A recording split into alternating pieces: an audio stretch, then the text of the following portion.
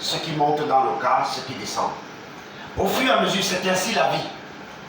C'est comme notre vie quand nous sommes arrivés sur terre. Les parents sont arrivés, ils ont trouvé leurs parents.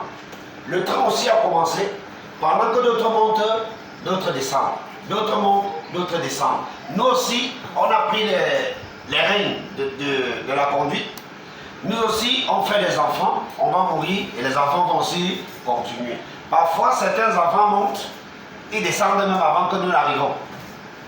Quand tu fais des enfants, parfois, ils meurent avant que toi, tu ne meurs. C'est ainsi que j'essaie de relater le voyage. Comme ce voyage se fait aussi petit, au fur et à mesure, cela se fait aussi long.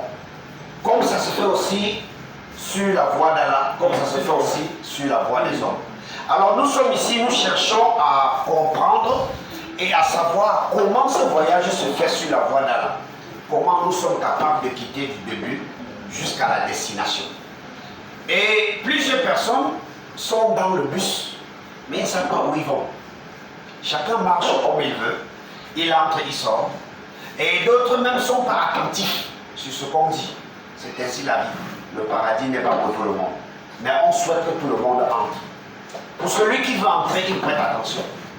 Or, quand on explique, il y a ceux qui viennent, ceux qui partent, ceux qui viennent, ceux qui partent. Allah nous a dit, s'il y avait sur la terre les anges marchant, tranquillement, il devait envoyer les anges comme messagers. Mais comme sur la terre, il n'y a que les hommes marchant, il envoie également un homme pour t'avertir. Il ne va pas lui-même descendre du ciel pour venir te dire, là, ce que tu es en train de faire là, c'est mauvais. Il a laissé le livre et il t'envoie un guide. Alors, comment savoir si le guide est vrai? C'est savoir s'il marche selon les règles du livre. Et en marchant selon les règles du livre, il doit te montrer chaque mot de ce qu'il dit dans le livre. Alors, hier, nous avions beaucoup parlé. On a parlé de notre situation, on a parlé de notre position, on a parlé de ce que nous envisageons faire. Et nous allons continuer aujourd'hui, ça nous a conduit jusqu'à la Torah. Dans la Torah, il y a, dans la Torah qui est la Bible, je vous dis, la Torah est dedans, l'Injil est dedans. Alors, nous pouvons voir la structure. On ne peut pas entrer dans un livre sans l'analyser. Parce que si tu n'analyses pas le livre, tu ne pourras pas comprendre le livre. Il faut d'abord comprendre le livre. Et si tu comprends le livre, tu as la possibilité de savoir ce que tu peux dire aux autres. On peut te poser la question sur ce que tu as compris. Tu dis, voilà ce que j'ai compris. Mais si on ne t'a pas dit comment entrer, tu ne seras pas capable. Alors on avait parlé de la structure de la Bible. La Bible commence, il y a le livre de Moussa dedans, qui est la Torah. Il y a le livre de Issa, qui est l'Injil à l'intérieur. Moussa a commencé à écrire 1500 ans avant Issa. Après la mort d'Issa, il y a eu 100 ans de rédaction. La collection de tous les livres de l'Injil. Il y a eu 100 ans de collecter. Les dernières écritures et les dernières collections. Alors tout ça, ça fait 1600 ans. Alors si cela fait 1600 ans, on trouve dans le livre, dans la Bible, le second, il y a 39 livres de l'Ancien Testament, qui est de la Torah, et 27 livres du Nouveau. Alors c'est tout ça qui fait 66 livres. Alors ce livre a été écrit par des pécheurs, des rois, des docteurs, des généraux. Or, le Coran a été écrit par Mohammed. Or, dans la Torah, on trouve des rois qui ont écrit comme David, Daouda, il a écrit. On trouve Suleiman qui a écrit. On trouve Ézéchiel. Or, chacun avait sa profession. D'autres étaient des rois, d'autres étaient des pécheurs, ainsi de suite. Alors, également dedans, ce même document a été écrit dans 4 endroits. À Jérusalem, en Samarie, en Asie et à Rome. Les livres-là n'étaient pas écrits sur la même place. Il y avait quelqu'un qui pouvait être ici, à Rome, il écrit. Il y a l'autre qui est au niveau de Jérusalem, ils ne se connaissent pas. Pendant que lui, il écrit une partie ici, l'autre écrit l'autre partie de l'autre côté, ils ne se connaissent pas, ils ne se sont jamais vus. Alors l'autre a écrit l'autre, ça fait 200 ans. L'autre vient écrire le morceau de ce que l'autre a écrit. Alors, et non seulement, quand nous regardons ce livre, il y a dedans 3800 fois, Dieu dit, Allah dit que, Allah dit, voilà ce que tu dois faire. Or, quand quelqu'un va dans ce livre, il prétend que ce livre a été falsifié. Moi, je me pose la question. Est-ce que quand Allah écrivait, il lui avait demandé la vie? Parce que si tu dis que tu étais là et que tu es témoin de la falsification, c'est-à-dire que pendant que ce livre-là s'écrivait, tu étais là. Mais juste pourquoi? Parce que tu ne comprends pas le mécanisme de l'écriture. Si tu vois quelqu'un qui n'a jamais fait la mécanique, on lui pose la question comment le moteur fonctionne, est-ce qu'il peut s'en sortir? Or, un mécanicien, dès qu'il a écouté le ronflement du moteur, il se rend compte directement que c'est telle pièce qui est à l'intérieur, parce qu'il connaît le mécanisme. Or, celui qui ne connaît pas le mécanisme, lui, il voit. Lui qui ne connaît pas le mécanisme, qu'est-ce qu'il voit? Lui, il voit la qualité de la voiture. C'est là. Lui qui ne connaît pas le la mécanique, qu'est-ce que lui il voit? Il voit la qualité de la voiture, comment la voiture est belle extérieure. Mais un bon mécanicien, quand tu vas acheter, tu dis démarre d'abord le moteur. Quand il démarre le moteur, il écoute le ronflement. Après il dit non, la voiture là n'est pas bien. Elle est en forme, mais le moteur n'est pas bien. Ce que nous travaillons aussi, c'est que est-ce que ton moteur est bien? C'est ton moteur qui compte. Parce que c'est ton moteur qui te donne la possibilité d'entrer. C'est de ça que nous analysons. Et les paroles d'Allah vont descendre pour que toi tu examines, que tu fais l'examen de ton moteur pour voir si c'est en forme. Si ça peut faire le parcours du voyage. Mais si ton moteur n'est pas en forme, il est encore temps que tu arranges. Et ce moteur, c'est le lien que tu avais à là.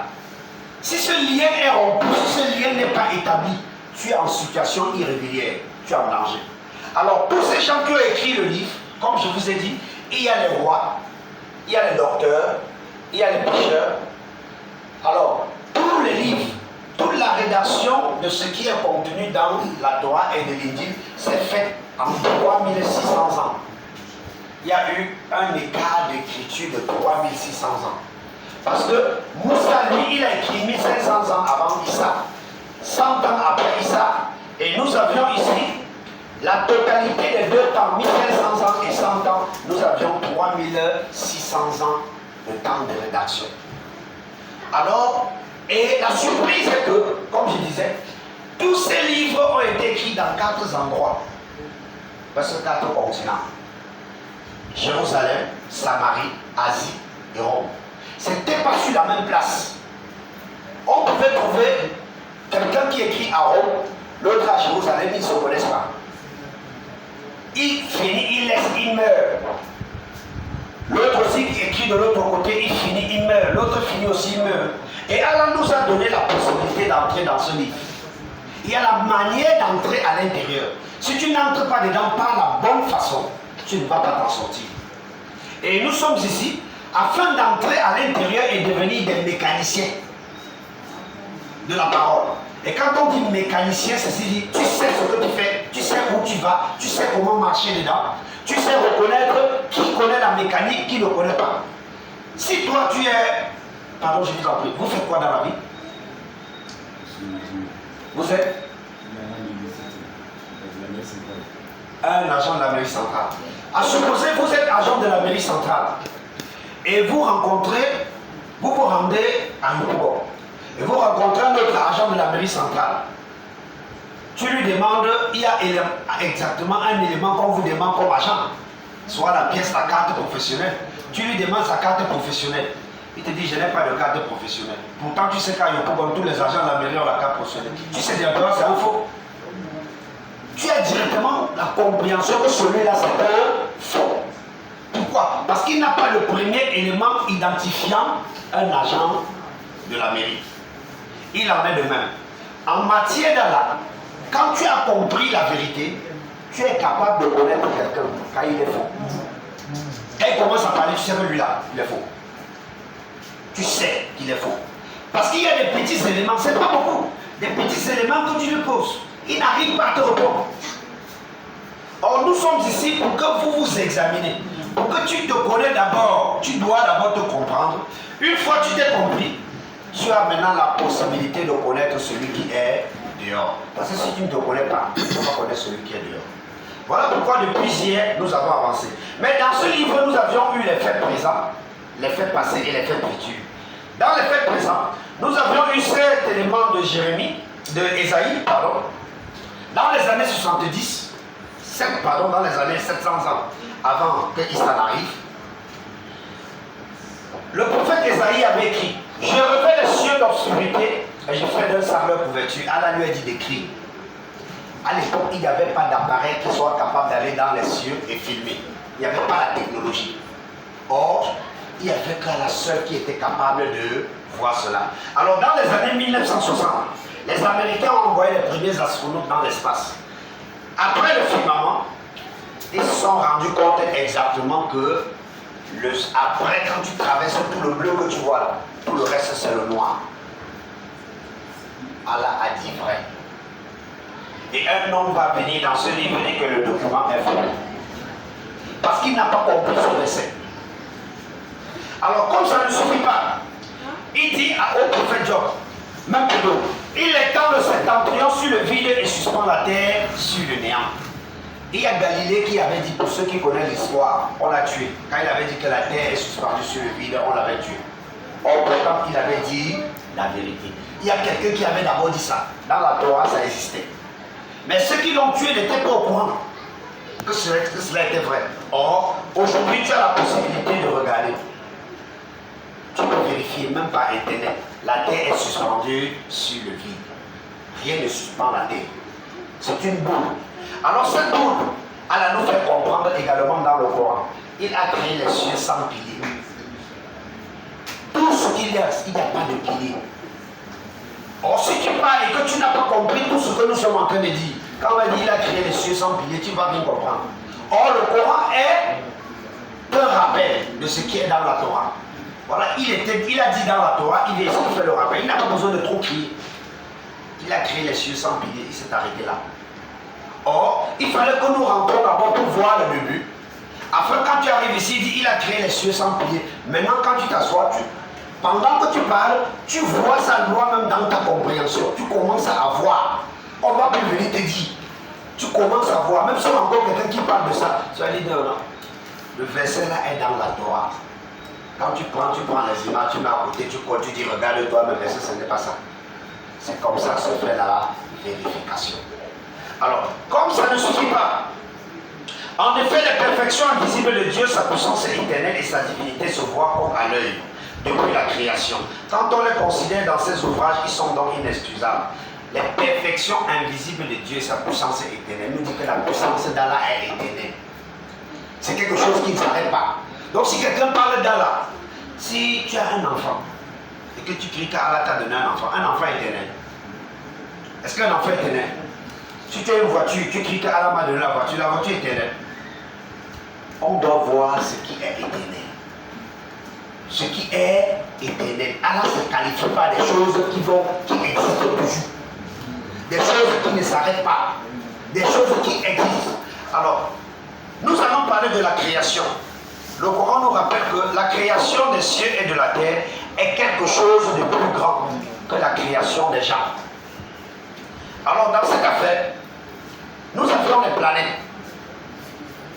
Les différentes planètes. Nous pouvions les compter. Quand tu regardes les planètes, nous avions Neptune, Vénus, Terre, Jupiter, Mars, Uranus, Saturne, ainsi de suite. Alors ces planètes sont disposées d'une manière symétrique. Sont disposées symétriques. Le feu peut s'approcher. Ces planètes sont disposées d'une manière symétrique. Ce n'est pas éparpillé. Tu vois là, la fabrication, la manière de c'est posé. Mais il y a des gens qui sont à l'intérieur, ils s'amusent. Oui.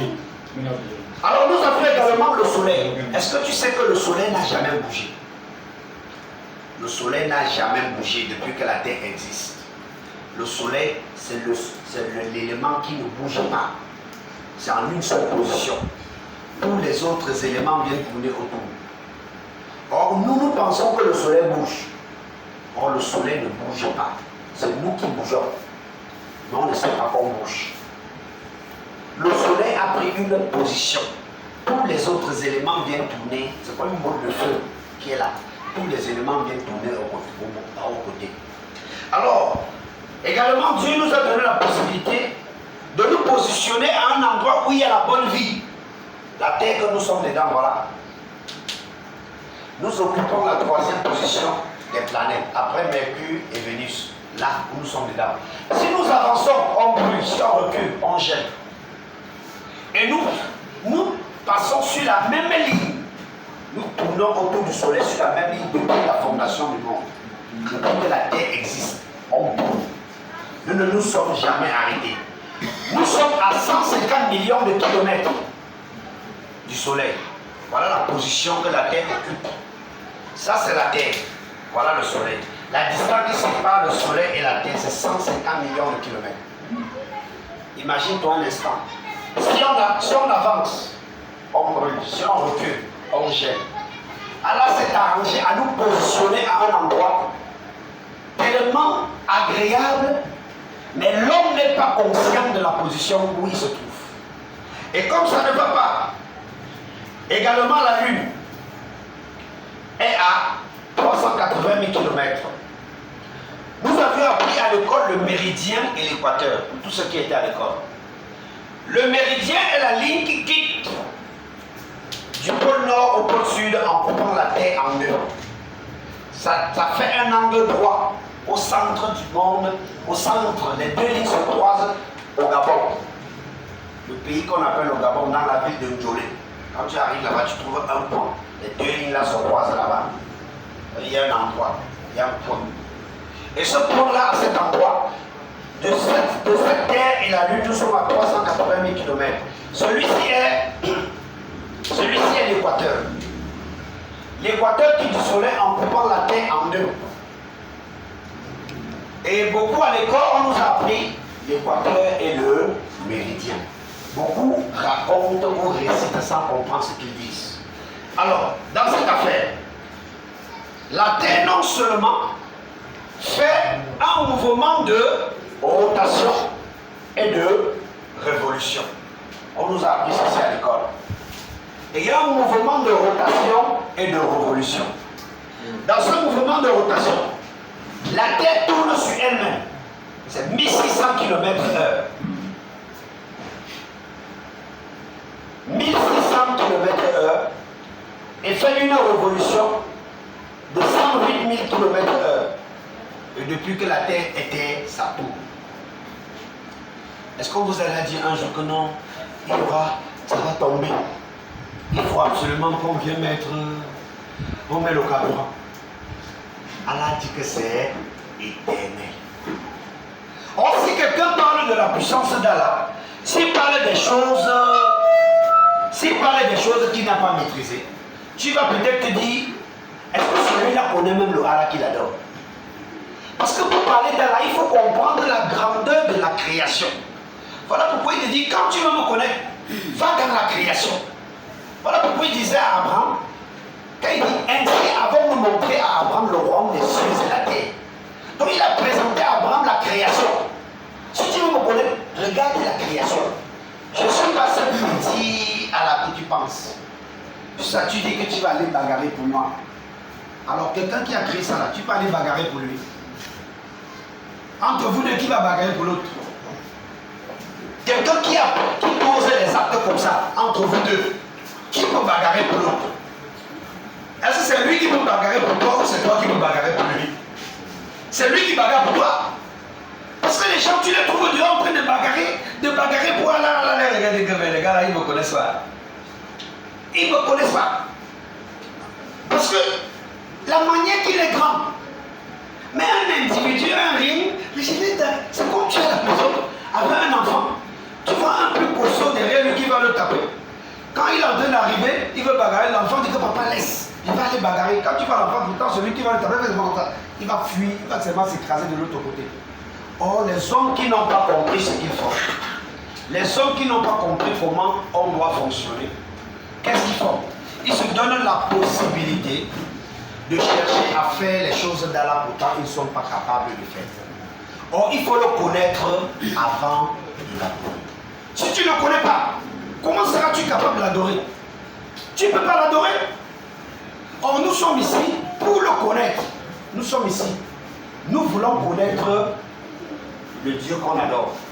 Si on ne connaît pas le Dieu qu'on adore, il ne nous serait pas possible de l'adorer. Tu serais en train peut-être d'adorer un Dieu que tu penses que c'est le petit Dieu qui est caché sous le baladier. Or, lui, c'est lui qui couvre le monde. C'est lui qui couvre le monde. Tu le vois dans sa caisse, tu sais ce quoi lui donner. Or, si tu vois, si peut-être tu es là, je sais que tu chausses, je ne sais pas quelle pointure tu chausses. Je viens, je t'achète une chaussure, pointure 23. Je viens te donner, ça va t'aider. Ça veut dire, mais tu me donnes quoi là? Ce que tu me donnes, ça n'a pas de sens. Or, je devrais m'assurer à savoir ce que toi tu es. Une fois que je sais ce que tu aimes, alors je t'achète ce que tu aimes. Il en est de même. Avec Allah, nous allons nous assurer à savoir ce que Allah aime. Et si on sait ce qu'il aime, alors on l'offre ce qu'il aime. Par rapport à sa grandeur, par rapport à la connaissance qu'on a de lui, par rapport à la compréhension qu'on a de lui, par rapport au mécanisme qu'on sait de lui. Et quand on écoute quelqu'un dans la rue qui commence à dire Allah, Allah, on dit le gars là, il ne connaît pas le Dieu qu'il adore. Il ne connaît pas. C'est ainsi que beaucoup sont dans les réseaux sociaux, ils ne connaissent pas le Dieu qu'ils adorent, ils discutent. Alors, Allah nous a donné beaucoup de possibilités. Quand nous regardons ici, il a fait le mécanisme du monde d'une manière que quand il y a la nuit, le côté là est dans l'obscurité. Le jour apparaît. Pourquoi? Parce que ça tourne. Le soleil n'a pas bougé. La lune, comme vous avez vu, est située de l'autre côté. Le soleil ici. Et ça tourne. Quand la Terre tourne, ça présente le côté qui est au soleil. On est dans la journée. Le côté qui est de l'autre côté de la lune, nous sommes dans la nuit. Pendant que nous sommes ici, il est peut-être 9h et poussière. Aux États-Unis, il est peut-être 3h la nuit. Or, eux, ils sont du côté où il y a la lune. Nous sommes sur le côté où il y a le soleil. Pendant qu'on tourne, eux aussi vont venir au soleil, nous aussi on va aller dans la nuit. Allah a arrangé comme ça. Et quand tu vois le monde, voilà pourquoi tu dis, si tu veux me connaître, va dans la création.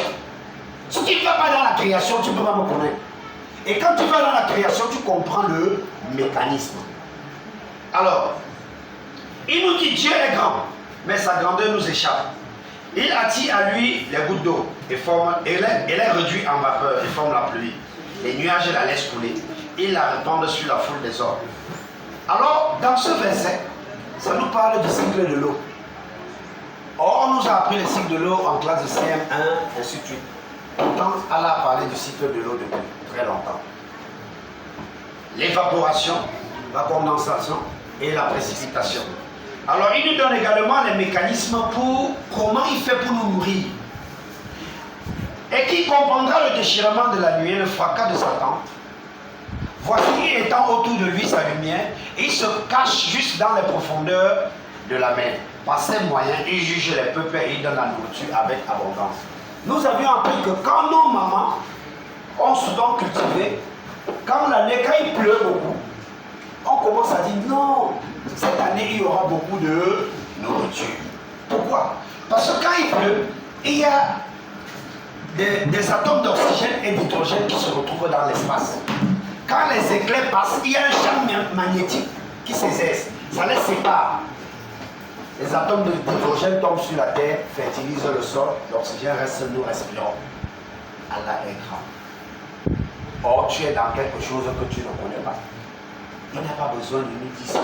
Il faut qu'on aille dans ses écrits. Mais quelqu'un va venir lire ce verset et il te dit que c'est faux. Par cela, on a les champs qui sont fertiles. On dit aujourd'hui, il y a eu beaucoup de récoltes. Il y a eu tellement de récoltes cette année. Mais l'individu qui parle d'Allah, il ne sait pas comment Allah a procédé pour que le champ là soit fertile. Il ne connaît pas. Il ne connaît pas comment Allah a fait pour que cela soit fertile. Or, tout se trouve dans les Écritures. Alors, l'Éternel Dieu forma l'homme de la poussière de la terre. C'est la partie qui nous intéresse. Quand nous prenons un homme, on peut calculer chez l'homme l'oxygène, le carbone, l'hydrogène, nitrogène, calcium, phosphore, tous les éléments qui composent l'homme. Ces éléments également se retrouvent dans la poussière. Tous les médicaments qui sont fabriqués sont tirés à partir des arbres. Les arbres tirent les nutriments dans le sol. Et comme ça tire dans le sol, quand tu es malade, on te dit tu as un manque de. On va en pharmacie, on paie, on te donne. Tu as un manque de. On va en pharmacie, on paie ça, on te donne, tu complètes le manque que tu as. Mais tu te poses la question, que les gens ont pris ça où? Or, Allah a donné la possibilité à des gens, il les a donné l'intelligence de savoir extraire dans les plantes l'élément qu'il faut. On fabrique comme en pharmacie. Et quand tu arrives, tu peux boire, tu peux aller acheter, tu bois, et tu es tranquille. Et tu ne comprends pas. Mais ce qui est étonnant dedans, à chaque fois, je me dis, mais comment il fait ça? Les racines sont dans le sol, ça tire les nutriments, mais tu vois, un arbre est capable de servir pour 5-6 maladies.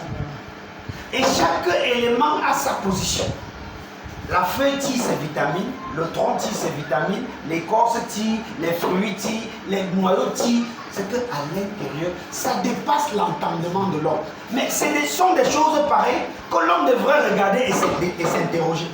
Mais on va s'interroger sur des choses qui ne tiennent même pas de nous. Les hommes ont souvent dit que nous, les hommes, nous venons des tétards et des singes. Mais depuis que la terre existe, depuis que je suis né, je n'ai jamais vu un singe qui est devenu un homme.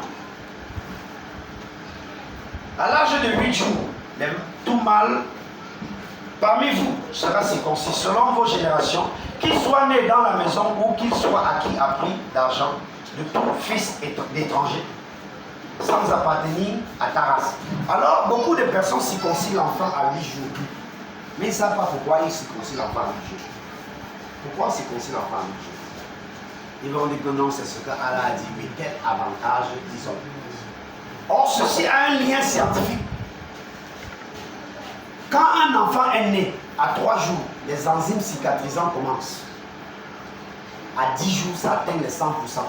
Dès que ça atteint les 100%, ceux qui circoncient l'enfant, même juste les urines, ça va guérir. Tu n'as pas besoin de mettre un médicament dessus. L'enfant guérit. Allah est scientifique. Il est dans même ce que tu ne peux même pas imaginer.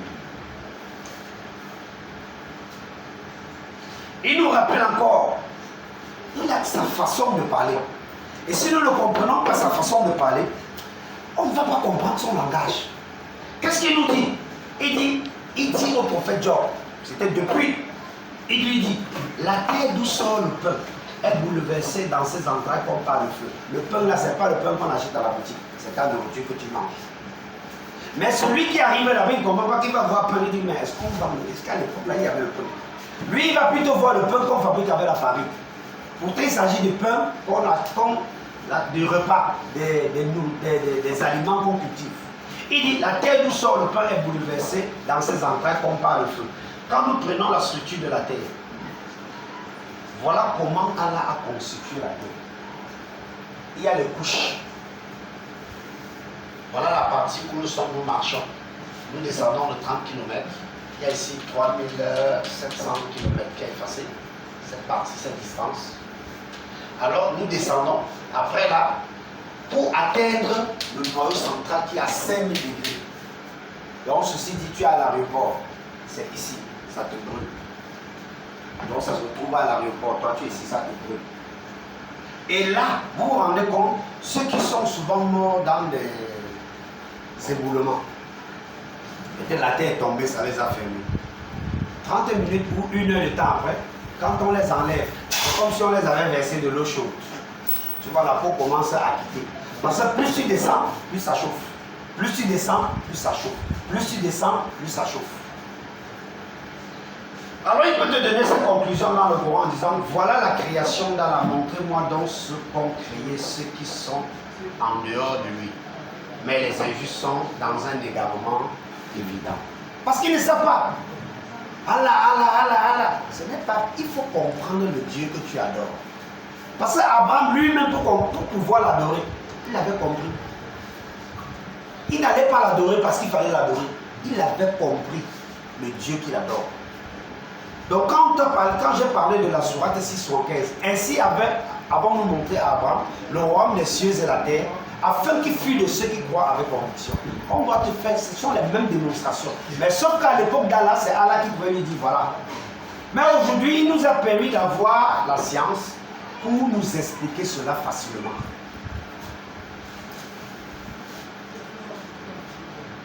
Or, la foi est une ferme assurance des choses qu'on espère et une démonstration de ce qu'on ne voit pas. Est-ce que nous sommes en train de voir le fond de la terre? Depuis que je parle là. Mais les versets nous donnent la possibilité de comprendre ce qui est dans le sol. Est-ce que nous sommes montés dans le ciel pour voir comment la terre tourne autour du soleil? Or, Allah a donné la possibilité à des scientifiques de collecter les éléments. Eux-mêmes, ils se disent seulement qu'ils sont seulement trop scientifiques. Or, Allah les a donné la possibilité de collecter pour réunir et enseigner les gens. Or, lui-même, quand il parle, il parle pour autre chose. Or, Allah a aussi son projet de te guider. Quand tu arrives, tu fais la chose, tu te dis, oh, j'ai fait une découverte. Oh, ce n'est pas des découvertes.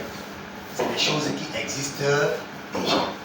C'est juste une information que tu peux apprendre, tu viens de lire. Alors, c'était le résumé de cette partie. Nous passons sur la deuxième partie. Ici, je vais vraiment aller vite. C'était juste pour que ceux qui étaient là hier nuit puissent réveiller leur mémoire, parce que je me suis rendu compte que si très tôt le matin, vous vous êtes retrouvés ici, c'est parce que cela vous a dit quelque chose. C'est ce qui est plus important. Alors même si c'est une seule personne qui est là, on continue. Alors nous parlons, comme je vous ai dit hier, nous parlons du voyage, parce que nous allons quelque part. Et comme je disais, il y a des gens qui vont descendre en chemin, d'autres qui vont monter, d'autres qui vont dire, si quelqu'un entre au milieu, il ne connaît pas la fin, quand il arrive à un niveau, il ne comprend rien, il descend. Ou soit il se lève, il sort, il revient demain. Il pense que c'est quelque chose qu'on viendra chaque jour lui dire non. Quand j'ai fini là, moi, il rentre. Alors, nous allons parler des faits historiques. Les faits historiques sont des choses qui sont passées. Nous sommes toujours dans le royaume de la terre. Nous avions commencé à parler du royaume de la terre, des choses que tu pouvais vérifier présentement. Pourquoi? Parce que ta foi doit se baser sur ce que tu peux prouver. Ta foi ne doit pas se baser sur ce qu'on t'a dit. Ça se base sur ce que tu peux prouver. C'est pourquoi nous sommes là. Pourquoi tu as la ferme assurance? Il faut que tu aies la preuve. Si tu n'as pas de ferme assurance, comment tu vas voir la preuve? Si tu n'as pas de preuve, comment tu vas avoir une ferme assurance? Alors nous parlons de faits historiques. Le premier problème qui sépare chrétiens et musulmans, c'est souvent le jardin d'Éden. Certains qui ont compris le Coran disent que le jardin d'Éden était au ciel. Le chrétien dit que le jardin d'Éden était sur la terre. Qui a dit vrai? Qui a dit faux? Est-ce que les deux ont dit vrai? Qui n'a pas compris? Qui a compris? Qu'est-ce que les deux livres disent? Déjà, nous savons que les deux livres ne s'opposent pas. Alors, si les deux livres ne s'opposent pas, quel est le lien, quelle est la compréhension qui est à l'intérieur concernant le jardin d'Éden? Nous allons d'abord parler des détails coraniques. Qu'est-ce que le Coran dit du jardin d'Éden? Je vous rappelle que le jardin d'Éden dans le Coran, c'est un projet. C'est comme aujourd'hui, tu as envie de faire ta maison, tu t'assois, tu fais un projet. Tu dis, il me faut une maison en étage. Mais pour cela, il me faut 500 millions. Après 500 millions, il me faut un terrain, il me faut un plan. Et je commande le projet. C'est comme ça que cela se présente dans le Coran. Or, dans la Torah, c'est déjà, ça demande le site. La Torah, c'est le site. Donc, ça commence à rendre ça à part dans la Torah. Or, si tu n'as pas compris où il y a le plan et où il y a la réalisation commence, tu vas t'embrouiller sur les deux éléments. Alors, nous allons partir sur ces mots. Dans le récit, il y a une leçon pour les gens doués d'intelligence. Ce n'est point là un récit fabriqué. C'est au contraire la confirmation de ce qui existait déjà avant lui. Une exposé détaillée de toutes choses. Un guide et une miséricorde pour les gens qui croient. Nous te racontons les meilleurs récits grâce à la révélation que nous te faisons dans ce Coran, même si tu étais auparavant du nombre des inattentifs. Jusqu'à ce jour, tu étais inattentif. Jusqu'à hier, tu as commencé à être attentif. Depuis que tu es né, tu n'étais pas attentif. C'est depuis là que tu commences à dire, je veux connaître la fin. Je veux savoir jusqu'où on va arriver. Avant là, tu n'étais pas attentif. Or maintenant, tu es attentif. Tu étais du nombre des inattentifs, donc tu étais perdu. Plus les versets sont en train de sortir, tu commences à te poser la question, je suis où? Quelle est ma position? Où je vais? Tu commences à t'intéresser au fur et à mesure. Alors, Allah nous a laissé toujours des versets pour nous faire comprendre sa façon de faire. Il nous dit dans Luc, il dit, car lequel de vous, s'il veut bâtir une tour, ne s'assied d'abord pour calculer la dépense et voir s'il a de quoi terminer. Donc, il y a beaucoup de personnes qui construisent les maisons, ils ne terminent pas. Pourquoi? Parce que quand ils ont commencé à vouloir faire leur maison, ils n'ont pas contrôlé leurs moyens. Si ça pouvait leur suffire pour commencer et finir la maison. Or, dans cette affaire, Allah te dit, je ne suis pas celui-là qui veut faire ma chose. Je commence avant de réfléchir ce que je vais faire en route. Je calcule d'abord tous les contours jusqu'à savoir que ce que je fais, je vais réussir. Et je commence. Or, quand tu vas dans le verset, tu dis, si tu n'as pas compris cette position, tu ne sauras pas.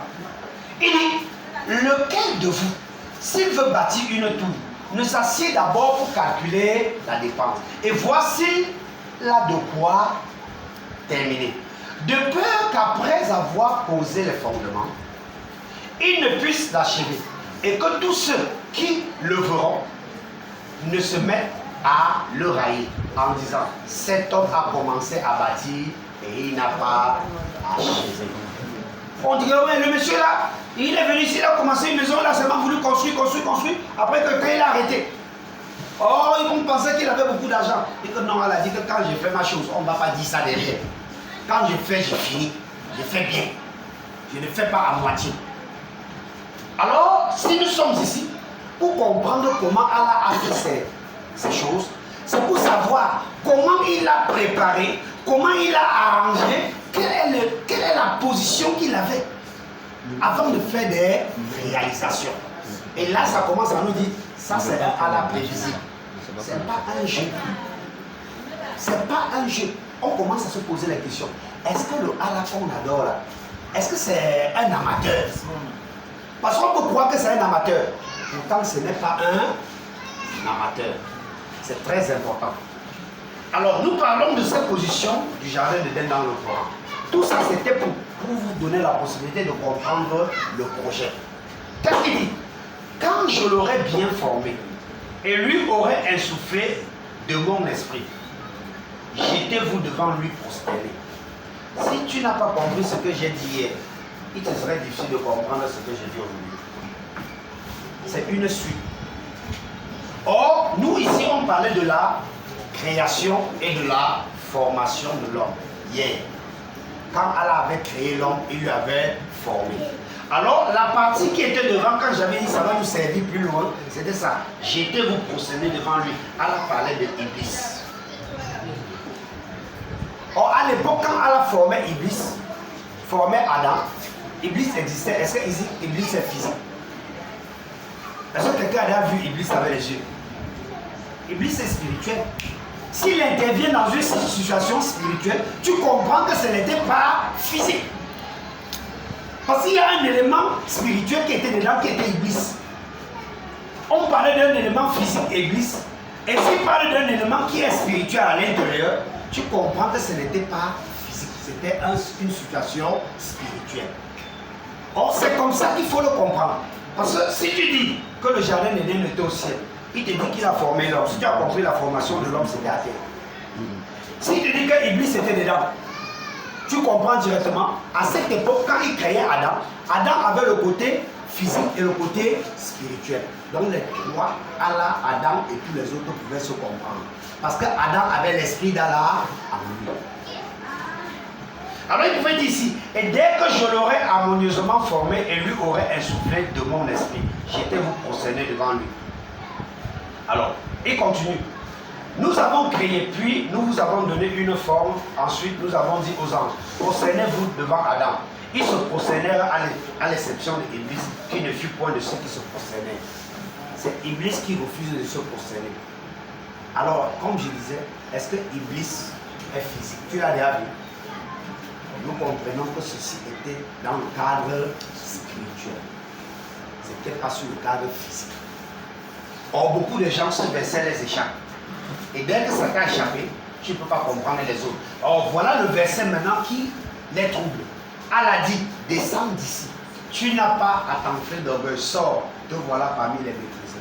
Comme il a vu descendre, il pense que c'est du haut corps, descend. Il pouvait descendre d'une montagne.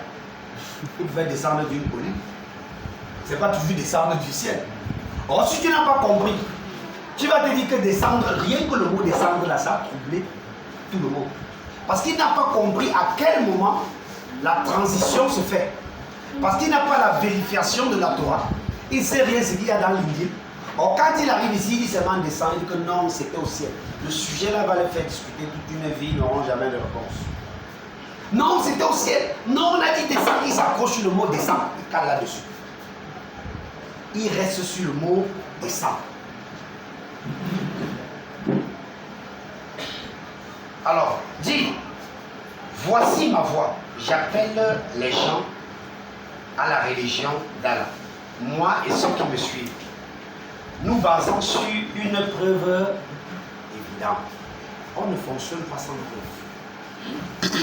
Dans cette affaire, on ne marche pas sans preuve. Quand on arrive, quand on fonctionne, on présente les preuves. Voilà pourquoi nous avançons avec les preuves.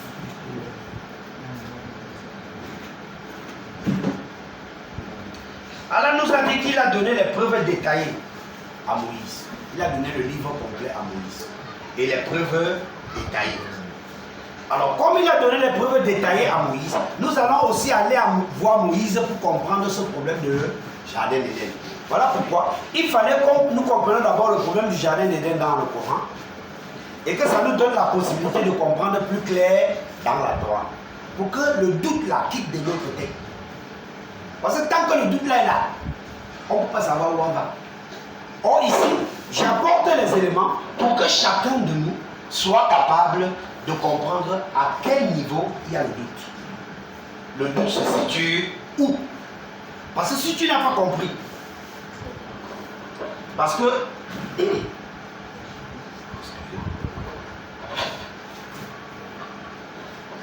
que si tu n'as pas compris où se trouve le doute, tu ne vas pas t'en sortir.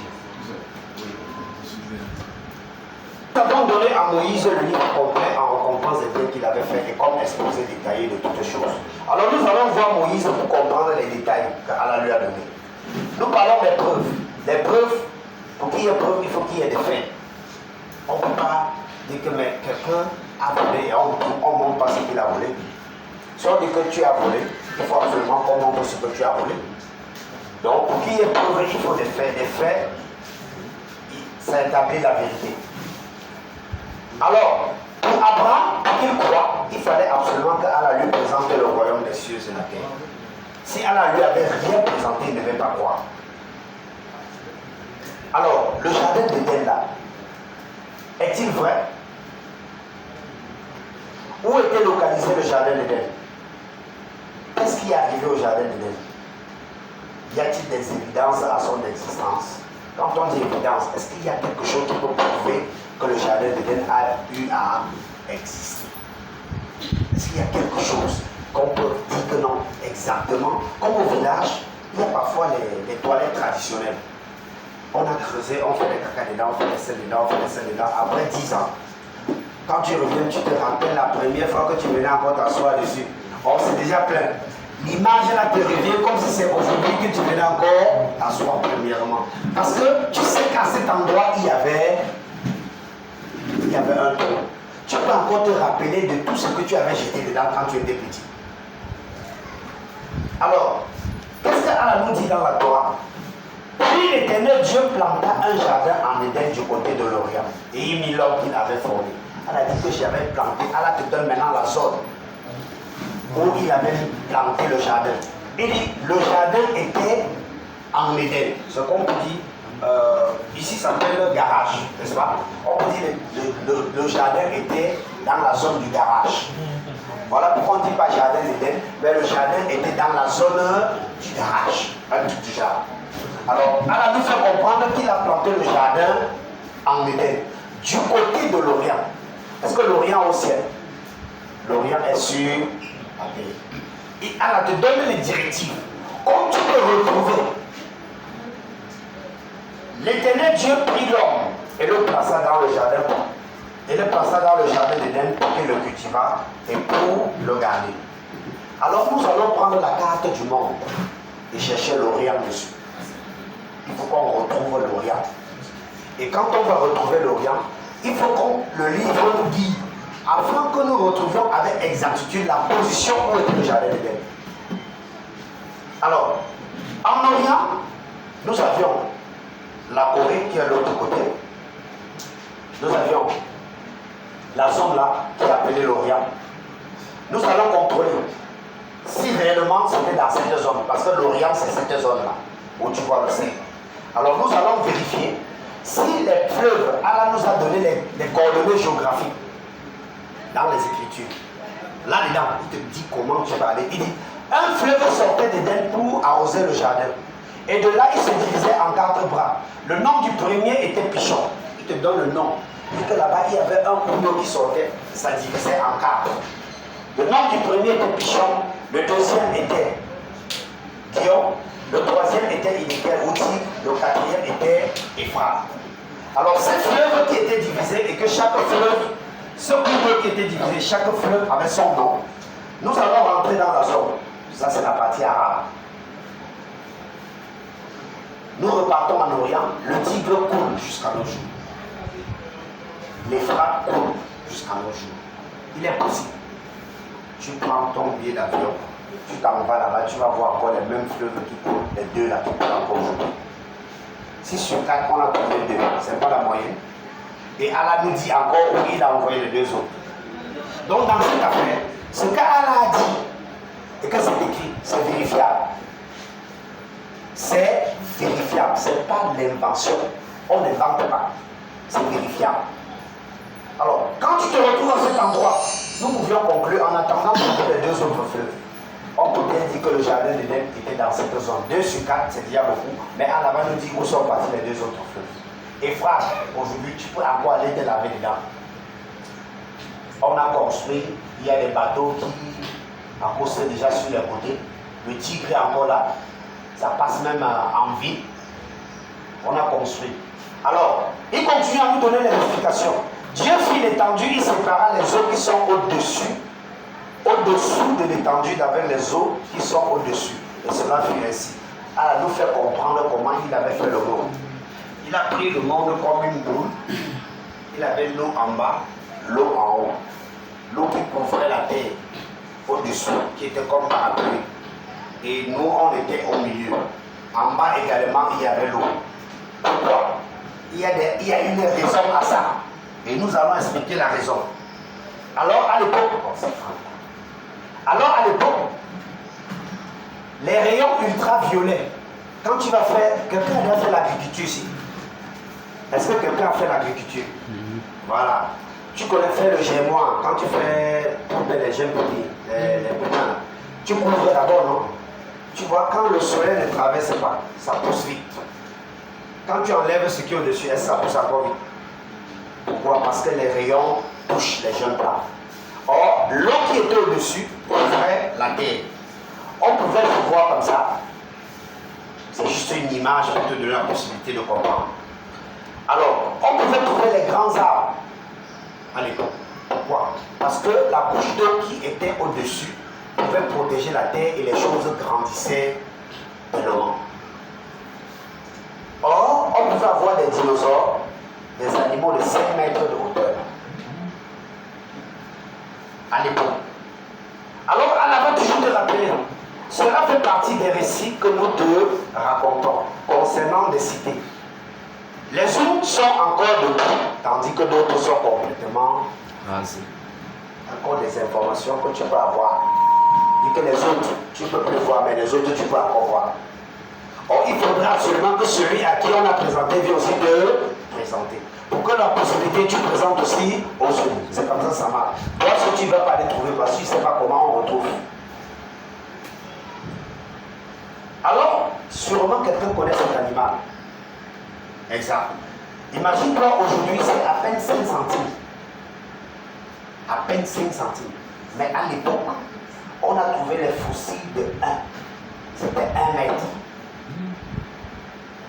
Un insecte comme ça aujourd'hui qui a à peine 5 centimes. Mais là, aujourd'hui, ça fait 1 mètre. À l'époque, là, on a trouvé ces fossiles, ça mesurait 1 mètre. Imagine combien de fois il était grand. S'il était comme ça, la souris était comment? S'il était comme ça, le coq était comment? Il était grave. Pourquoi? Parce qu'il y a cette couche d'eau là qui couvrait le dessus de la terre, qui donnait la possibilité au tout grave. Il vivait bien. On trouvait les gens de 900 ans, de 800 ans, de 600 ans. Ils vivaient longtemps. Alors, lorsque ce monsieur tient en main, c'est l'os du fémur d'un homme de l'époque. L'os là, ce qui est ici. Mais regardez la longueur. Et c'est un homme géant. S'il met comme ça va arriver ici. C'est l'os du pied de quelqu'un. Or, on a trouvé du côté de l'Égypte. Alors, celui-là, c'est la reconstitution. Lui, il a 2 mètres 20. Mais regardez, si on fait une reconstitution de l'homme d'avant, regardez où il arrive. Donc, on appelle les hommes de 4 mètres. Un homme peut se mettre debout, il a 4 mètres. Il dépend de la taille de la maison. Donc, quand on dit qu'il y avait des géants, c'était vrai. Or, si on ne te donne pas les preuves, si on ne t'explique pas, si on ne t'apporte pas les éléments, tu vas commencer à croire que ce sont des contes, c'est quelque chose qu'on invente pour venir te dire. Non, les preuves sont là. Alors, le jardin d'Éden, ce verset nous dit où est parti le jardin d'Éden.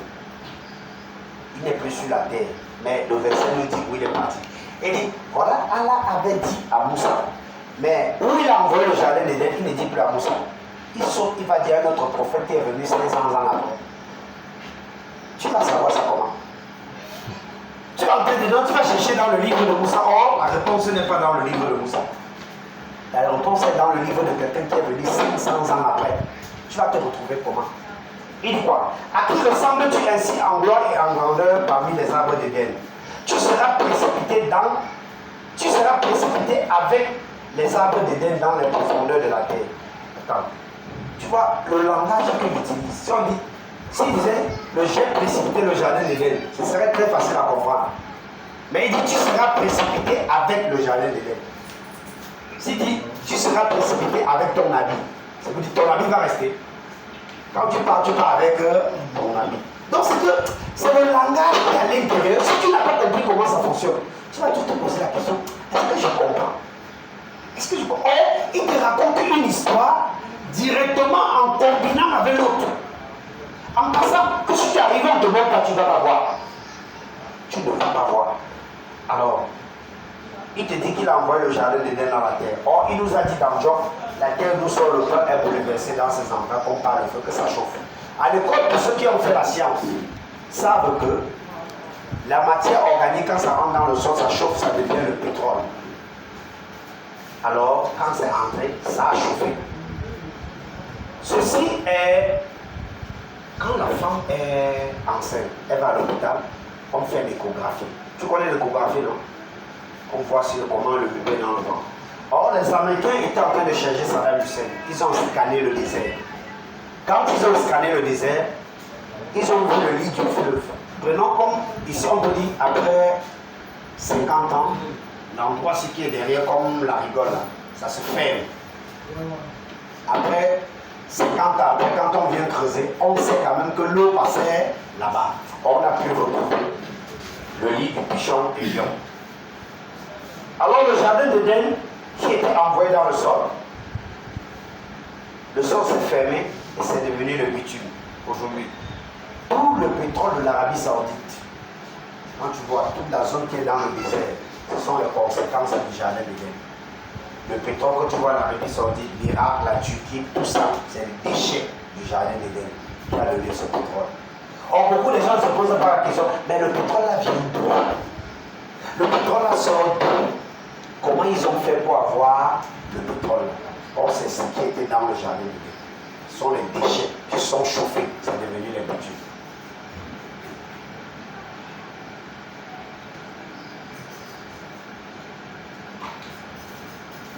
Alors, tu te dis, voilà quelques nouvelles de l'inconnaissable que nous te révélons.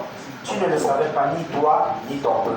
Avant cela, sois patient, à la fin, heureux sera le pays. Est-ce que tu savais ça? Car non, tu le savais. C'est juste pour te dire, il y a tellement d'éléments. Quand on te présente, le même Coran te dit, est-ce que tu as compris? Voilà ce que tu n'avais aucune idée dessus. Parce qu'au fur et à mesure qu'on te présente, que tu commences à prendre conscience, tu deviens attentif, tu commences à te retrouver.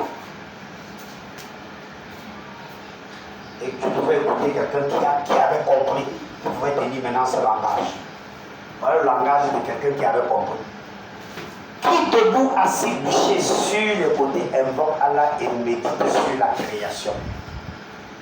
Donc lui maintenant, quand il a déjà fini de comprendre le pays, il s'assoit, il voit ça, il voit la compréhension, il voit ici, il voit. Maintenant il peut t'expliquer. Donc lui, il a la compréhension de la grandeur. Quand beaucoup récitent ce verset sans comprendre, lui pouvait dire, qui debout assis couché sur le côté invoque Allah et médite sur la création des cieux et de la terre. Notre Seigneur, tu n'as pas crié cela en vain. Gloire à toi. Garde-nous du châtiment du feu. Alors nous allons parler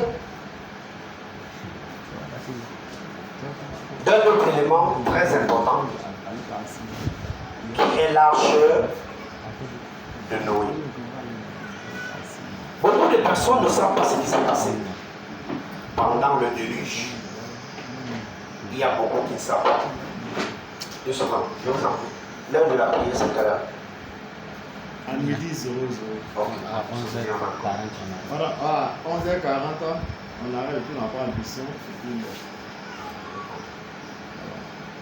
D'accord, on a pour moi 5 minutes. Alors nous allons parler, après la prière, on va continuer. C'est la règle de la maison. C'est ça. Alors nous allons parler de l'arche de Noé. Allah va te dire d'abord, c'est lui qui a créé les cieux et la terre en 6 jours. Il s'est établi sur le trône. Il sait ce qui pénètre dans la terre et ce qui en sort, et ce qui descend du ciel et ce qui monte.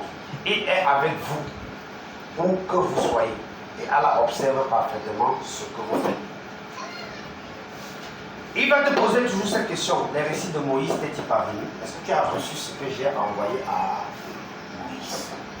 Or, beaucoup de gens vont lire ce verset, ils voient l'interrogation de la femme, ils ne comprennent pas. C'est une question qu'Allah te pose à chaque moment.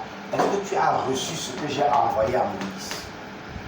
Est-ce que tu as reçu, toi qui y crois, est-ce que tu as reçu ce que j'ai envoyé à Moïse? Or, beaucoup vont venir, je n'ai pas besoin de la Torah. Ce qu'il envoie à Moïse, c'est la Torah. Et elle a dit que dans le livre de Moïse, il y a les détails.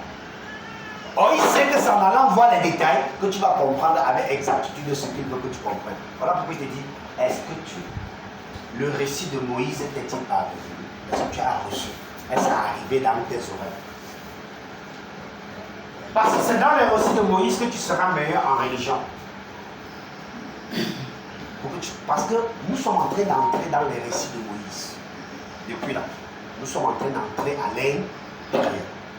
Pour que tu découvres ce que Allah a donné à Moïse. Dans les détails.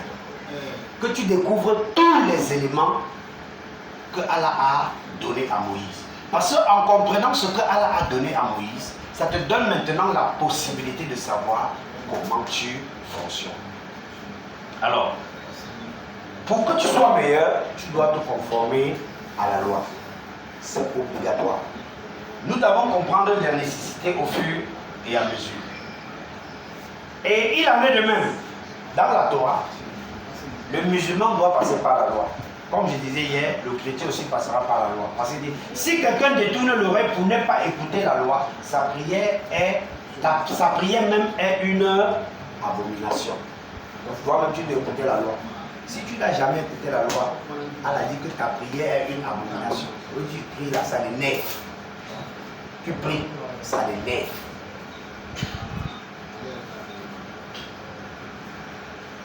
Une abomination. Et nous sommes ici. Beaucoup de gens ne savent même pas ce qui est dans la loi. Mais pas son temps à prier. Mais il ne sait pas que où il est là. Il irrite, il énerve à la main, il énerve même seulement. Parce qu'il a un document qui n'arrive pas. Il cherche à être meilleur, comme dans ce verset. Il dit qui est meilleur en religion que celui qui soumet à Allah son aide, tout en se conformant à la loi. Donc si tu n'es pas conforme à la loi, tu pries quand même. Le chrétien, sur lui-même, il détourne son oreille pour ne pas écouter la loi. Sa prière est une abomination.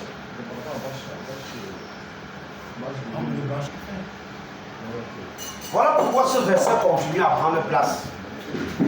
Que ne voyage-t-il pas sur la terre afin d'avoir des cœurs pour comprendre et des oreilles pour entendre? Car ce ne sont pas les yeux, qui savent, mais ce sont les cœurs dans les poitrines qui savent. Depuis là, nous sommes en train de voyager. Et nous faisons le voyage, on rentre dans l'époque, on voyage, on se promène. Il faut qu'on aille dans le passé, contrôler ce que Allah a dit, revenir aujourd'hui, vérifier, ainsi de suite. Et pour que les yeux de ton cœur s'ouvrent. Au fur et à mesure qu'on avance, ton cœur comprend davantage. Alors, nous avons parlé de l'arche de Noé. Nous allons rentrer à l'époque de l'arche de Noé. Allah nous a dit que pour que tu sois meilleur en religion, tu dois passer à la loi. Nous allons vérifier également le cas. Noé était le premier qu'on nous a beaucoup parlé de lui. Dans la Torah, qu'est-ce qui s'est passé? Voilà le premier verset qui commence la condamnation des gens de l'époque de Noé. Ça, c'est le premier verset. Qui commence le problème, la condamnation des gens de l'époque de Noé. Voilà le verset. L'Éternel vit que la méchanceté des hommes était grande sur la terre et que toutes les pensées de leur cœur se portaient chaque jour uniquement vers le mal. Or, Allah a regardé la terre avec les hommes. Il a vu dans leur tête, ils pensaient seulement mal. Ils pensaient mal. Ils pensaient mal. Qu'est-ce que Allah a dit? Avant d'aller lire ce verset, Allah dit qu'il sait ce que vous cachez dans vos poitrines. Donc tout ce que tu penses dans ta poitrine, il connaît. Avant de te dire ceci, Allah, comme il sait tout ce que tu penses, et il avait regardé, il a vu les mauvaises pensées dans les cœurs de ces hommes, Allah décide de donner une sentence. Ceci d'abord, ce verset, c'est d'abord un jugement collectif. Tous les hommes qui étaient sur la terre. Noé était sur la terre, n'est-ce pas, à l'époque. Il était aussi homme. Donc Noé était aussi jugé à l'époque. Alors, un jugement collectif et une condamnation collective. Allah avait jugé d'une manière collective, il a aussi condamné tout le monde. Et l'Éternel dit, j'exterminerai de la face de la terre l'homme que j'ai créé, depuis l'homme jusqu'au bétail, aux reptiles et aux oiseaux du ciel, car je me repens de les avoir faits. Voilà Allah qui dit que je vais exterminer, que je vais tuer. Pourquoi? À cause de la mauvaise pensée. Combien de mauvaises pensées toi tu as eu hier? Jusqu'à ce matin seulement, tu as eu combien de mauvaises pensées? Or Allah a tué toute la terre à cause de la mauvaise pensée seulement. Quelqu'un prétend que je vais aller entrer dans son paradis. Il a tué tout le monde à cause de la mauvaise, parce qu'ils ont pensé mal. Ils ont seulement mal pensé. Nous allons voir s'il a fait ce qu'il a dit. On va voir s'il a fait. Mais il y a eu un rescapé. Mais Noé trouva grâce aux yeux de l'Éternel. Quand on dit que mais Noé trouva grâce, ça veut dire quoi? Noé est aussi jugé, reconnu coupable et condamné avant d'avoir la grâce. Voilà pourquoi c'est après que tu vas voir mais Noé trouva grâce aux yeux de l'Éternel. Alors voilà pourquoi hier j'expliquais c'était quoi la grâce. La fausse grâce et la vraie grâce. Noé était passé au jugement. condamné, reconnu coupable avant d'être racié. Il était condamné dans le premier verset, que voici. Noé était condamné ici comme tout le monde, jugé à l'extermination, mais Dieu lui a donné la grâce. Alors il faut qu'on essaie de comprendre comment Dieu donne sa grâce, comment cela se fait. Mais quand Dieu t'a donné sa grâce, il te dit comment tu dois faire. Donc quand tu sors de l'égarement, Allah te dit comment tu dois faire.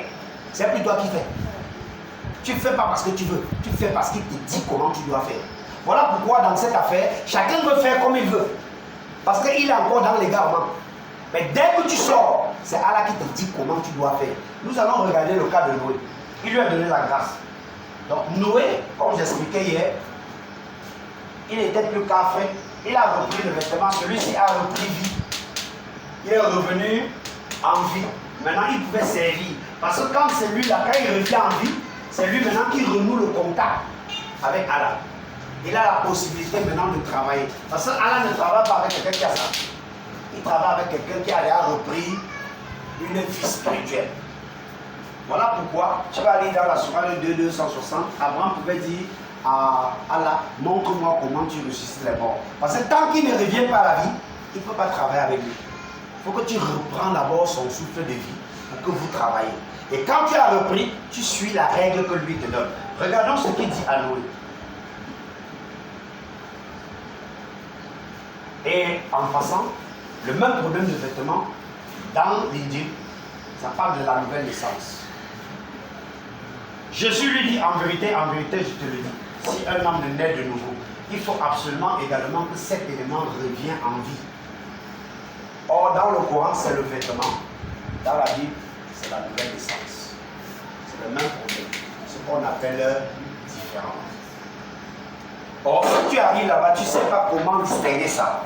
Quand tu arrives là-bas, tu ne sais pas ce que c'est. Tu reviens ici, tu ne sais pas ce que c'est. Ça va t'embrouiller.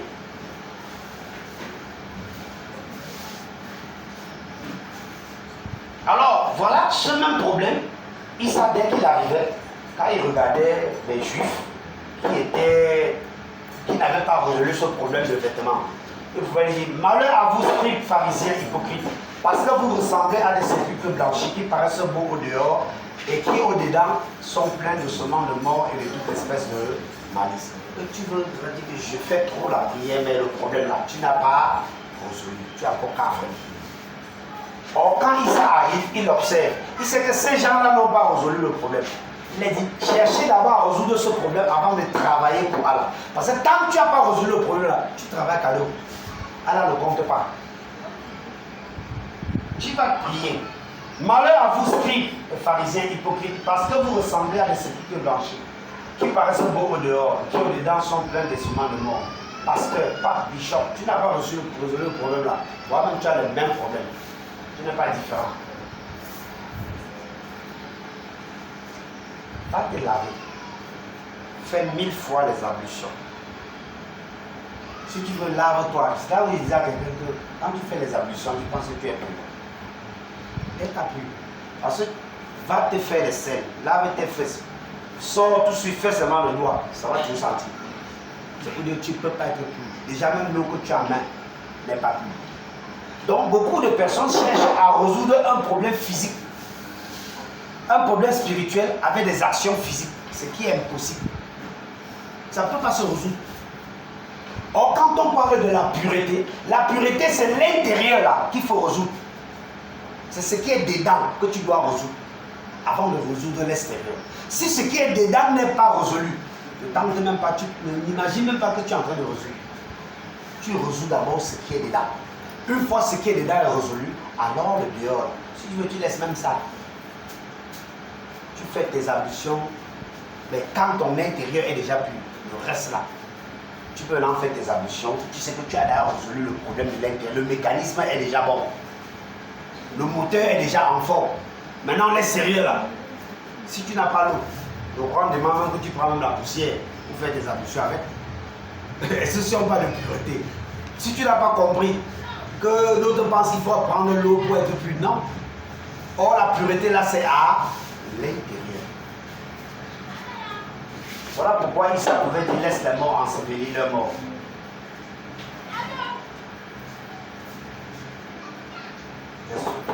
là.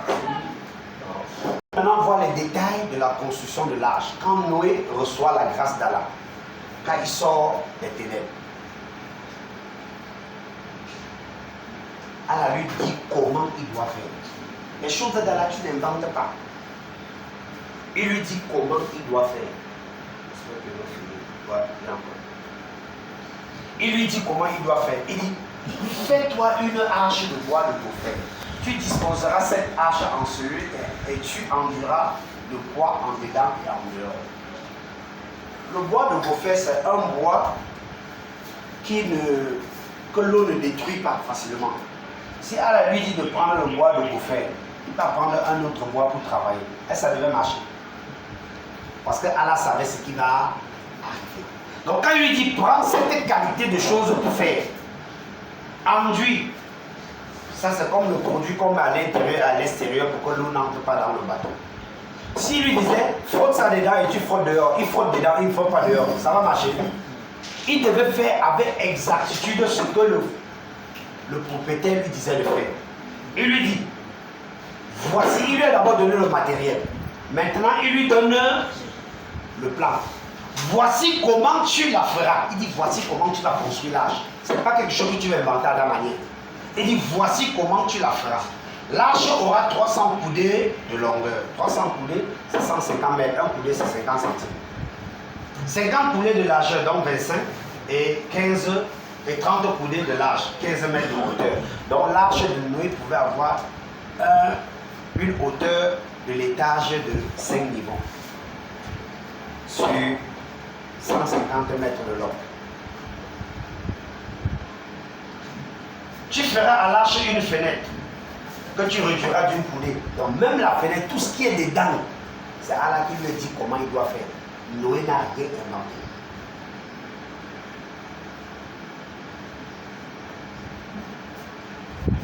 Alors, Allah te dit dans le Coran, nous lui revenons construire l'arche sous nos yeux et selon notre révélation.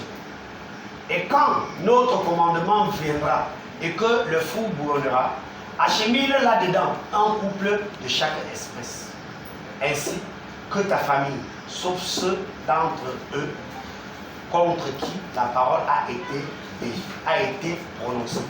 Et ne t'adresse pas à moi au sujet des injustes, car ils seront fatalement noyés. Et moi, je vais faire venir le déluge d'eau sur la terre pour détruire toute chair ayant souffle de vie sous le ciel. Tout ce qui est sur la terre périra. Voilà la construction, juste une image pour te donner à quoi pouvait ressembler l'arche. Alors, puis lorsque notre commandement vint et que le four s'est mis à bouillonner, nous dîmes charger dans l'arche un couple de chaque espèce. Avec que faites entrer deux. Ils sont entrés. Quand ils sont entrés, lorsque l'Éternel, alors quand ils entrent, la pluie, le déluge était la première pluie qui est tombée sur la terre. Ils n'avaient jamais vu la pluie. C'est comme on dit à quelqu'un maintenant que le feu va tomber du ciel, il va dire que c'est impossible. Parce qu'il n'a jamais vu ça tomber du ciel. Or, la pluie, l'époque de Noé, c'était la première pluie qui était tombée. Eux, ils n'avaient jamais vu la pluie des yeux. Eux, ils n'avaient jamais vu la pluie. Quand on te dit que l'on voit de l'eau qui tombe du ciel, eux, ils n'avaient jamais vu. Et Allah t'explique comment était la terre avant que la pluie ne tombe. Il dit, lorsque l'Éternel fit une terre et que les cieux, aucun arbuste des champs n'était encore sur la terre, et aucune herbe des champs ne germait encore, car l'Éternel Dieu n'avait pas fait pleuvoir sur la terre.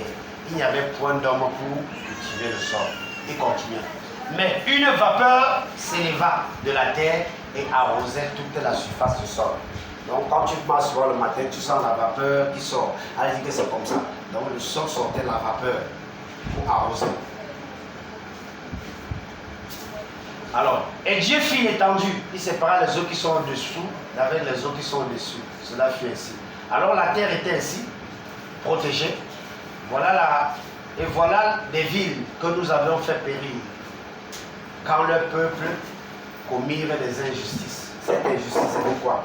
la mauvaise pensée seulement parce qu'ils ont mal pensé. C'est pas parce qu'ils ont bien même tué, pas qu'ils ont même bien volé. Ils ont seulement mal pensé. Allah a tué. Alors, Allah te donne le temps quand la pluie avait commencé. Il dit l'an 600 de la vie de Noé, le second mois, le 17e jour du mois. En ce jour-là, toutes les sources des grands abîmes jaillissent et les écluses des cieux s'ouvrirent. Or, ce jour-là, la pluie qui était au ciel, l'eau qui était au-dessus de la terre, beaucoup ne savent pas où est venue l'eau qui avait inondé la terre. C'est l'eau qui était au-dessus de la terre qui protégeait la terre. C'est ça qui s'est versé sur la terre, ça a rempli la terre, ça a tué les gens. Or, beaucoup ne savent pas où est venue cette eau. Or, cette eau était déjà là. Alors, on pouvait trouver les gens qui pouvaient vivre 900 ans. Jusqu'à Noé. Noé a fait 950 ans. Dès qu'il y a eu le déluge, maintenant la courbe de croissance a diminué. Or, aujourd'hui, ils sont quittés de 900 ans. C'est à peine que nous vivons 50, 60 ans. C'est à peine. Il y a des maladies. Parce que l'eau qui était en haut bloquait les rayons ultraviolets. Les maladies ne descendaient pas. Or, maintenant, les maladies là nous frappent. Ça fait maintenant, on ne grandit plus, donc on fait que devenir court au fur et à mesure. On fait que devenir court. Parce que le soleil nous frappe. Ça nous appuie à chaque seconde. On n'a plus la possibilité de devenir grand de taille. Or, beaucoup sont dehors, ils ne comprennent pas pourquoi il y a ça. Allah te donne le temps. La pluie tomba sur la terre 40 jours et 40 nuits. Tu n'as jamais vu la pluie, ça tombe 40 jours et 40 nuits. 40 jours, 40 nuits, la pluie ne fait que tomber. La pluie ne fait que tomber. Les eaux s'élevèrent de 15 coudées. Un coudé, c'est 50 centimes. Donc, du sommet le plus haut, la montagne la plus haute, l'eau avait dépassé de 7 mètres et demi. 7 mètres et demi, donc l'homme le plus géant de l'époque, il ne pouvait pas atteindre 7 mètres, il était dans les 4 mètres. Donc même s'il était sur le mont le plus long, il devait se noyer. Donc Allah s'est assuré qu'il a vraiment tout exterminé. Puisqu'il a laissé que ceux qui étaient dans le bateau, comme lui l'avait voulu. Il en est de même. Ce qu'il dit qu'il va faire, il va faire.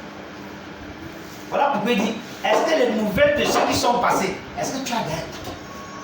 Est-ce que c'est venu jusqu'à tomber dans tes oreilles? Est-ce que tu as déjà compris ce que j'ai fait hier? Alors si tu comprends ce qu'il a dit qu'il va faire hier, sois sûr que ce qu'il va faire demain, il va faire. Alors, les eaux se retiraient du dessus de la terre s'en allant et s'éloignant, et les eaux diminuaient au bout de 150 jours. Il y a eu près de 5 mois d'inondation. C'est pour dire, même si tu étais le plus grand nageur, tu devais te fatiguer, tu devais mourir. Il dit, même si tu étais le plus grand de tous les nageurs de la terre, tu peux nager 5 mois. Donc quand elle a dit qu'il va faire, il va faire. Il ne demande pas ton avis. Quand il dit qu'il va faire, il va faire. Or, beaucoup de gens sont dans cet affaire, ils ne comprennent pas. Quand il dit que je vais faire, il va faire. Il fait. Alors il te dit maintenant les éléments. Le 7e mois, le 17e jour du mois, l'arche s'arrêta sur les montagnes d'Ararat. Or, beaucoup de gens ont souvent eu le problème avec ça. Ce sont les montagnes d'Ararat. Ce n'est pas la montagne d'Ararat, les montagnes. Or, dans le Coran, qu'est-ce qu'elle nous dit par rapport à cette zone? Et il fut dit, ô terre, absorbe ton eau et toi, ciel, cesse de pleuvoir. L'eau baissa, l'arche fut, l'ordre fut exécuté et l'arche s'installa sur le Dudi. Et il fut dit que disparaissent les pervers. Beaucoup de gens discutent par rapport à ces deux éléments, Ararat et le mont Dudi. Quand tu fais les recherches, le mont Dudi se situe sur les plateaux arméniens. Les montagnes d'Ararat, c'est également les chaînes arméniennes. Or, dans la Torah, Allah a donné la zone. Dans le Coran, il a donné le point. Le grand Ararat s'appelait le Dudi. Or, si tu arrives là-bas, tu ne comprends pas. Pendant que l'autre va se mettre à discuter, l'autre va discuter. Mais ça va que les montagnes, c'est l'ensemble de plusieurs monts. Or, le Dudi, c'est un point parmi les monts. Or, les livres là ne se contredisent pas. Or, si tu n'as pas compris, tu vas arriver là-bas, tu vas te mettre à dire non, c'est faux. Là-bas, ça a dit le Dudi, ici, ça a dit les montagnes. Or, quand tu vas voir le grand Ararat, c'est là, toujours dans la même zone de la Turquie, tu as la possibilité de regarder. Le glaçon est au-dessus. Avant que Issa n'arrive, il y avait le glaçon au-dessus. Dans une zone désertique, c'est le désert. Il y a la glace au-dessus, en Turquie. Or, tous les jours de Noé furent de 950 ans. Et le Coran nous dit que les jours de Noé furent de 1000 ans moins 50 ans.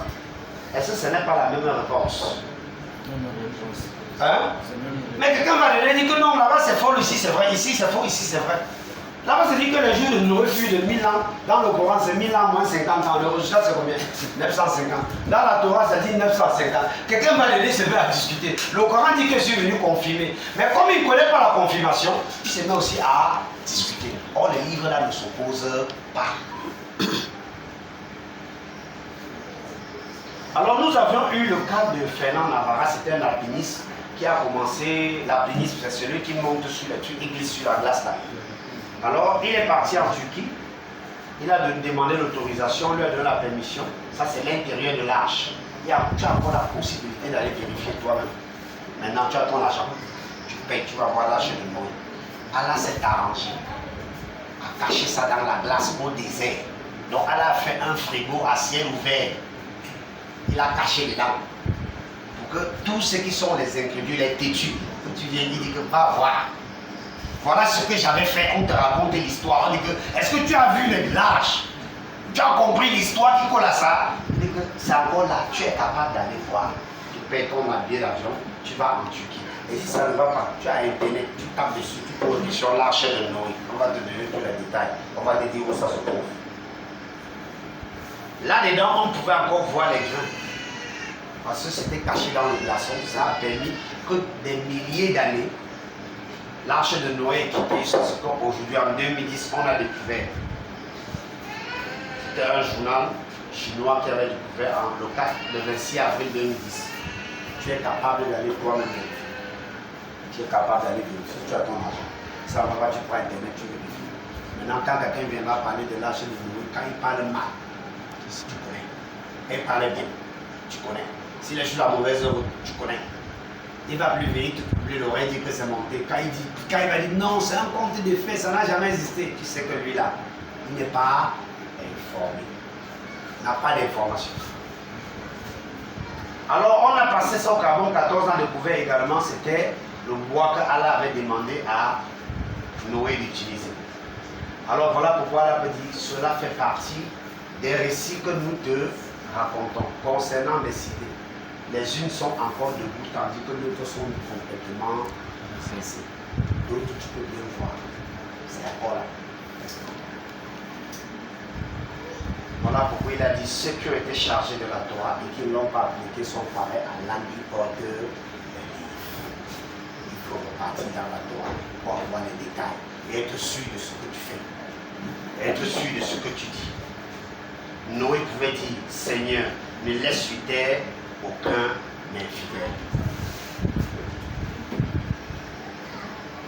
Alors ce verset est trop compliqué. Beaucoup de gens lisent ce verset et pensent à un jeu. À cause de leur faute, ils ont été noyés, puis on les a fait entrer au feu. Attendez-moi. À l'époque de Noé, il y a un verset qui dit qu'on avait porté les cadavres pour mettre au feu. Qu'est-ce qui avait été noyé? Leur corps. Qu'est-ce qui entre au feu? Leur âme. Mais si tu n'as pas compris le verset, tu vas arriver à la ligne, tu ne vas pas comprendre. À cause de leur faute, ils ont été noyés. Le corps a été noyé et leur âme est entrée au feu. Et quand on leur dit suivez ce qu'Allah a fait descendre, ils disent non, nous suivons la coutume de nos ancêtres. Continue à suivre. Et il fut dit, ô terre, absorbe ton eau et toi c'est celle de pouvoir. Alors, nous avions terminé cette partie, presque. Il amoncelle en un instant des eaux par son souffle. Dieu produit la glace. Alors, Dieu, il a renvoyé l'eau de deux côtés. Beaucoup ne savent pas pourquoi il y a la glace au pôle nord, ils ne savent pas pourquoi il y a la glace au pôle sud, les deux bouts de la terre. Parce que l'eau là, Dieu avait soufflé. C'est parti de deux côtés. C'est parti se geler au pôle nord et au pôle sud. C'est devenu des glaciers. C'est ça qui se fond aujourd'hui. Des blocs de glace. Ça, c'est l'eau du déluge qui sont stockés au pôle nord et au pôle sud. Les deux bouts de la terre. Beaucoup de personnes ne savent pas pourquoi. Il t'a dit au commencement était la parole était avec Dieu, la parole était Dieu. Elle était au commencement avec Dieu et toutes choses ont été faites par elle. Allah te dit l'ouragan vient du midi et le froid des vents du nord. Nous avions l'ouragan, l'harmattan et la mousson, les deux grands vents qui traversent l'Afrique. Dieu nous dit, l'harmattan constamment nous vient du nord vers le sud. La mousson vient de l'est vers l'ouest. Vous allez voir à chaque fois que l'harmattan qui quitte du nord vers le sud, quand il plante sur le continent, il est glacé. Pourquoi? Parce qu'il prend la fraîcheur du pôle. C'est comme quand tu ouvres le frigo. Le vent du frigo, là, quand ça te frappe, c'est glacé. Or, au pôle nord, il y a le glaçon. Quand le vent là passe là-bas, ça rafle la fraîcheur pour descendre sur le continent. Et Allah t'explique ça dans les Écritures. Ces vents-là, quand ils passent, ils font trop de dégâts. Allah te dit qu'il a mis ça, certaines eaux dans le sol. Nous pouvions parler des triangles de Bermude, où l'eau entre dans le sol, on ne sait pas où ça part. Il n'y a aucun chercheur qui a déjà trouvé où l'eau la part. Quand l'eau vient, ça rentre seulement dans le sol. C'est au milieu de l'eau. Tu vois un grand coup d'eau, mais l'eau qui part, ça part dans le sol. Alors quand nous allons revenir, on va parler de la tour de Babel. Parce qu'il y a des informations que nous devions avoir au fur et à mesure. On va parler de la tour de Babel. C'est à partir d'ici que nous avons eu les langues, l'arabe, le français, le chinois, le japonais. Tout était à partir d'ici. Alors nous allons arrêter pour pouvoir faire la prière et revenir. Alors il a dit qu'elle est 11h40. Est-ce que c'est arrivé? Non, il a encore l'heure. Alors les détails sur la tour de Babel. C'est une tour que les hommes vivant sur la terre avaient des projets pour construire jusqu'à ce que ça touche le ciel. Parce qu'ils disaient que non, Allah, nous on va te voir, toi qui es là-bas. Ils avaient le projet, ils disaient que non, nous là, on est déjà fatigués de marcher sur la terre, nous on va construire. C'est ce qu'on va arriver te voir là-bas dedans. Les gens sont mis des projets. Alors on va lire. Il finit, oh Noé, débat, quand ils ont fini avec l'âge. Oh Noé, débat avec notre sécurité et nos bénédictions sur toi et sur des communautés. La communauté de Cham, Japheth et de Sem. Issus de ceux qui sont avec toi. Et il y en a d'autres, il y en aura des communautés auxquelles nous accorderons une jouissance temporaire, puis un châtiment douloureux venant de nous le touchera. Alors, à cette époque, toute la terre avait une seule langue, une seule langue et les mêmes mots. Donc, ils se comprenaient. Toute la terre, tout ce qui était sur la terre se comprenait. À l'époque, tout ce qui était sur la terre se comprenait. Tout ce que chacun disait, il était facile qu'on fasse des projets. On veut parler, je parle le Bambara, tu comprends le Bambara, on fait des projets ensemble. Alors les gars décidaient qu'ils vont aller. Alors Allah nous dit, les gens formaient à l'origine une seule communauté croyante. Tous pensaient la même chose. Allah nous dit, comme ils étaient partis de l'Orient, ils trouvèrent une plaine du pays de Chinia et ils y habitèrent. Ils se dirent l'un à l'autre, alors faisons-nous des briques et cuissons-les au feu. Et la brique leur servait de pierre et le bitume leur servait de ciment. Ils dirent encore, allons bâtissons-nous une tour, une ville et une tour dont le sommet touche au ciel. Et faisons-nous un nom, afin que nous ne soyons pas dispersés sur la face de toute la terre. Alors l'Éternel descendit pour voir la ville et la tour que bâtissaient les fils de l'homme. Et l'Éternel dit, voici, ils forment un seul peuple et ont tous une même langue. Et c'est là ce qu'ils ont entrepris. Maintenant, rien ne les empêcherait de faire tout ce qu'ils auraient projeté. Alors, descendons et la confondons le langage, afin qu'ils n'entendent plus le langage les uns les autres. Et l'Éternel les dispersera. Quand Allah est descendu, la tour, il a détruit la tour. Personne n'était mort. Quand tu te lèves, bonjour, je ne comprends pas. Salam alaikum. Oh, wa alaikum salam. Il parle. Aucun, il répond. Celui qui répond, vous partez. Quand tu parles ta langue, l'autre te regarde comme ça. Il ne comprend plus rien. Tu dis bonjour, lui ne comprend plus. Jusqu'à ce que tu tombes sur lui, que tu dis bonjour, lui comprend ton bonjour, ensemble vous partez. Tu tombes sur l'arabe, tu lui parles en français, il ne comprend plus rien. Celui avec qui tu étais là, ça fait passer 5 minutes. Tu lui parles, il ne te comprend pas. Quand tu parles la langue, il comprend. Lui-même, il te suit. C'est comme ça que les hommes se sont dispersés. Quand aujourd'hui tu parles l'arabe, le chinois, le japonais, le coréen, ainsi de suite, toutes les langues que tu vois sur la terre. Or, beaucoup de gens ne savent pas où sont venus les langues. C'est à partir de la tour de Babel que nous avons eu cette langue. Allah te dit, c'est ainsi que nous l'avons fait descendre un Coran en langue arabe. Là où l'arabe aussi. Or, si les gens ne comprennent pas ça, s'ils ne savent pas comment ça fonctionne, tu vas arriver ici, tu vas vous les dire, mais ils ne comprendront pas. Il est encore possible pour toi de repartir à la place de ce tour en Irak. Vérifier, c'est encore possible d'aller vérifier. La place est encore là. Tu peux encore aller vérifier.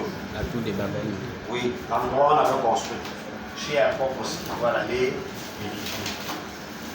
Voilà pourquoi Allah dit cela fait partie des récits que nous te racontons. Concernant les cités, les unes sont encore debout tandis que d'autres sont complètement rasées. Il est encore possible pour toi d'aller vérifier. La place est encore là. On n'a rien construit là-bas aujourd'hui. C'est toujours là, ça attend. Alors il t'a dit, il y a parmi nous les musulmans, il y a les injustes qui ont levé et ceux qui sont convertis à l'islam sont ceux qui ont cherché la voiture. Alors, voilà pourquoi Allah dit, comme il t'a dit, toi musulman de se convertir, il dit à vos chrétiens de naître de nouveau. Tu sais déjà c'est quoi la nouvelle naissance. Il faut que l'esprit d'Allah revienne en toi. La conversion, il faut que l'esprit d'Allah revienne en toi. Parce que c'est ça qui est le problème. Parce que si tu n'as pas compris l'élément là, tu ne vas pas savoir c'est quoi la conversion, c'est quoi la nouvelle naissance. Alors, quand nous allons revenir, si on commence ça, on ne va pas terminer. Quand nous allons revenir, on va parler de l'exode. Où on commence quand même, après on arrête, on continue après. L'exode, c'est le déplacement du peuple de l'Égypte pour se retrouver, pour traverser la mer Rouge. Pourquoi cela s'est passé? Pourquoi le peuple hébreu était entré en Égypte? Pourquoi ils sont sortis? Ça, c'est très important. Cette histoire, tu en as besoin dans l'intégralité pour comprendre. Parce que c'est en écoutant ce que Allah a fait que tu le comprends davantage. Tu comprends la façon qu'il a fonctionné avec le peuple qui était avant. Alors, avec les Juifs, les Hébreux, ça a commencé avec Abraham. C'était le projet peut-être depuis Abraham. Or, ceux qui entrent en Égypte sont entrés en Égypte à partir de Jacob. Or, Abraham a mis au monde Ismaël, Isaac, Jacob. Jacob a mis les 12 fils. C'est l'un des 12 fils qui est Joseph qui entre en Israël. Or, le projet était établi depuis l'époque d'Abraham. Voilà pourquoi je parle de projet d'Allah. Alors, tout commence avec Abraham. Le problème commence avec Abraham. C'est quand Abraham sort de l'égarement. En ce moment, il pouvait travailler. Quand il sort, tant que tu es dans l'égarement, tu ne travailles pas bien. Quand il sort de l'égarement, il pouvait commencer à travailler dans ce cas. Parce que tant que tu es dans l'égarement, tu ne lui sers à rien. Tu lui sers à rien, tu meurs, tu vas m'en faire. Or, voilà pourquoi nous avions vu Noé, quand il est sorti, il est parti selon les règles que Allah a recommandées. Nous allons voir encore Abraham, quand lui aussi sort. Tu vas voir comment il a aussi fonctionné comme Allah a demandé. Il n'invente pas sa part, il n'ajoute pas. Il y a une manière logique pour fonctionner. L'Éternel dit à Abraham, va-t'en de ton pays, de ta patrie et de la maison de ton père, dans le pays que je te montrerai. Quand il sort de l'égarement, il reçoit les ordres. Quand on sort de l'égarement, on n'invente plus sa chose. Tu fais parce que c'est écrit. Et puis lui dit, quitte ta maison. Va où je vais te montrer. Il continue. Je ferai de toi une grande nation et je te bénirai. Je rendrai ton nom grand et tu seras une source de bénédiction. Tu as vu là-dedans qu'Abraham a dit qu'il va faire quelque chose. C'est Allah qui dit que je vais faire, je vais faire, je vais faire, je vais faire, je vais faire, je vais faire. Est-ce qu'il a dit qu'Abraham fait un peu? Est-ce qu'avec Noé, il a dit que Noé fait un peu? Or, c'est Allah qui dit toujours, je vais faire, je vais faire. Or, il fait cela en toi par son esprit. Parce qu'il faut que son vêtement revienne à toi pour que tu communiques avec lui et tu continues à travailler.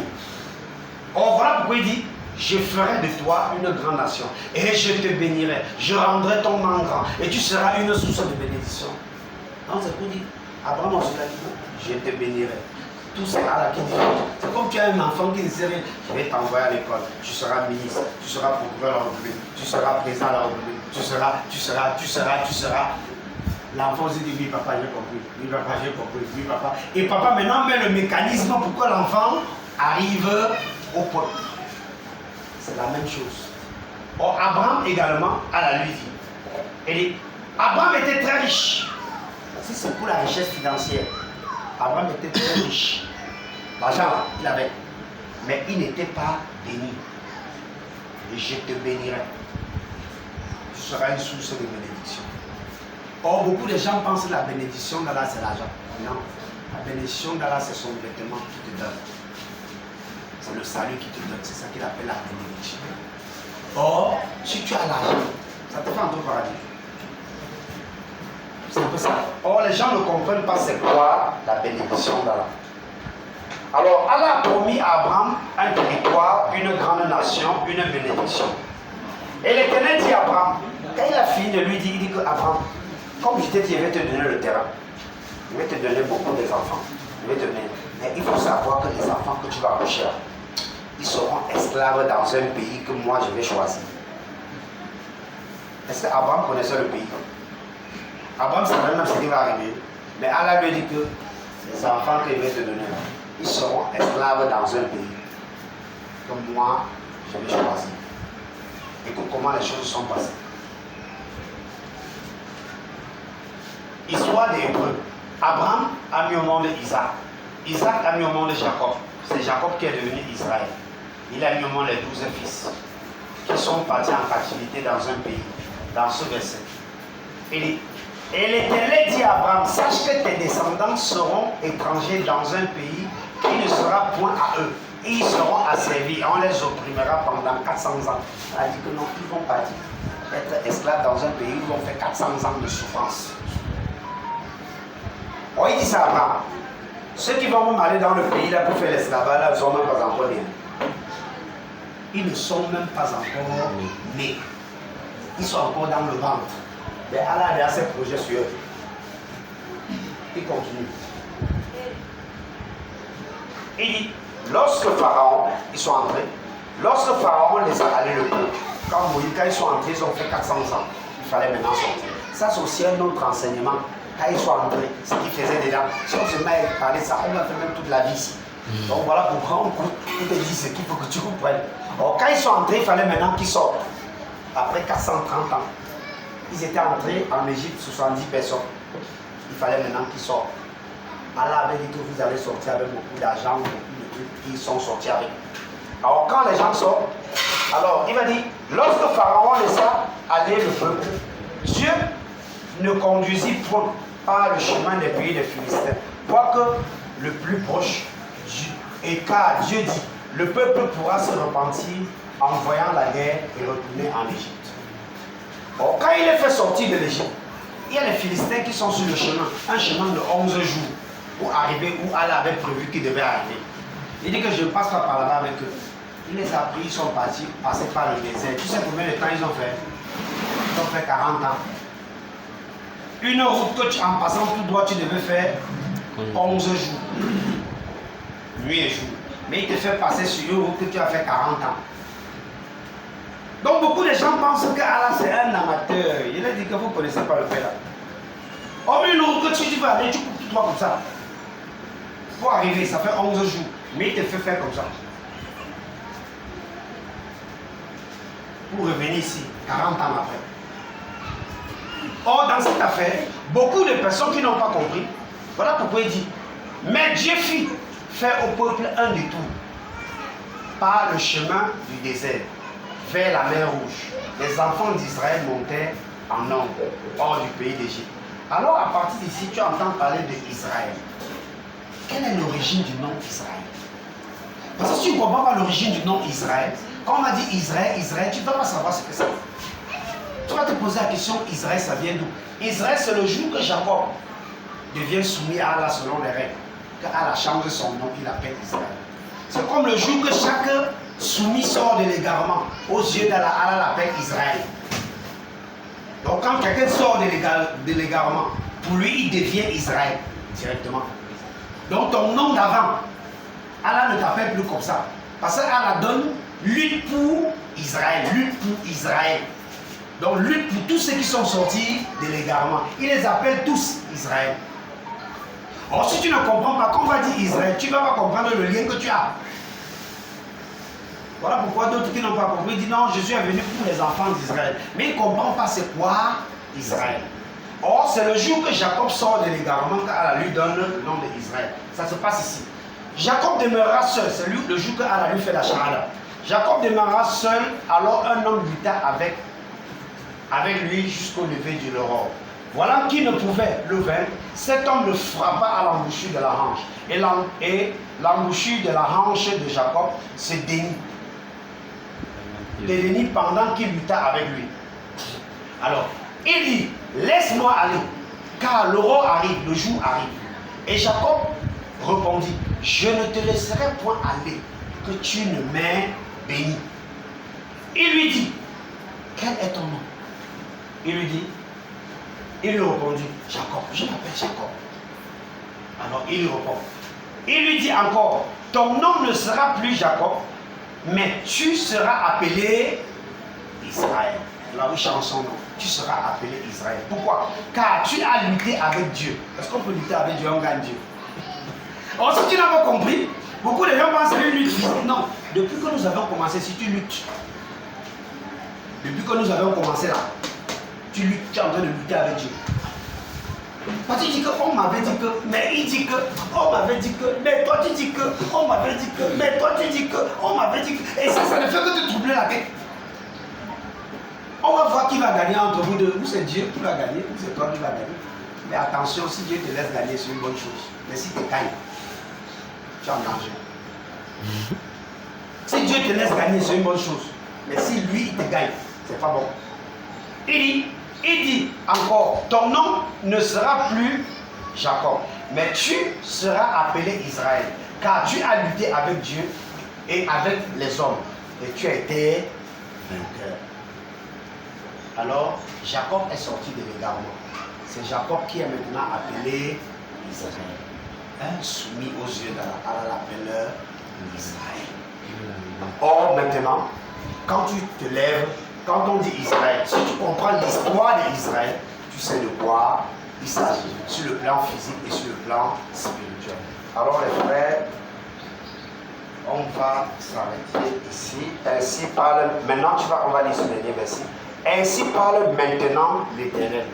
Il ne dit plus Jacob, maintenant il dit maintenant ainsi parle. Donc hier il appelait Jacob, maintenant il l'appelle par son nouveau nom. Il dit ainsi parle maintenant l'Éternel. Qui t'a créé, ô Jacob, celui qui t'a formé, ô Israël. Tu vois, maintenant il y a la transition entre les deux noms. Maintenant à partir de là, quand il commence à dire Israël, tu comprends le sens du mot Israël. Parce que tu sais, tu comprends la transition qui est quittée de Jacob à Israël. Salam alaikum mon frère. Alors il continue par te dire, car je te rachète, je t'appelle par ton nom, tu es à moi. Donc un soumis appartient à Dieu. Donc tu es à moi, toi Israël, tu es à moi. Alors nous allons continuer tout à l'heure pour des vérifications pour la suite parce que ce n'est pas fini. Leur sortie d'Égypte, les 12 fils. Alors, on va continuer dans les détails maintenant. On va utiliser le mot Israël au fur et à mesure qu'on va avancer. Et quand le mot Israël va maintenant apparaître, tu comprendras le sens du mot Israël. Bon les gars, on va arrêter pour pouvoir faire la prière avec la maison.